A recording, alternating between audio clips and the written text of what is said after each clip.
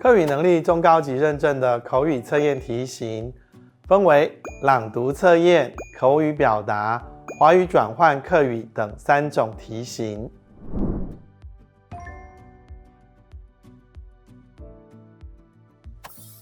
首先，我们来看口语测验的朗读测验题型。第一类是韵文朗读，解题步骤：1. 理解课语汉字；2. 一字一音；3. 读字音，不读字义。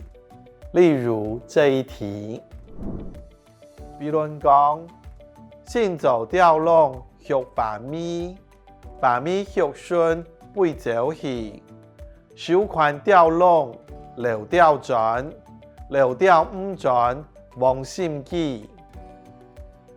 該動詞按理就愛逐日讀，按理木頭，行走吊弄，用把咪，手提吊弄，欠吊轉。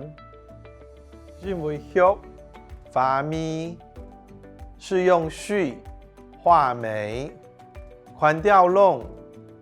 它没有写啼鸟笼，柳吊轉，它不是写寒鸟轉，所以这个时候我們看到乜嘅漢字，按理就愛找等幾個字來讀出幾個字音，唔係讀幾個日字哦。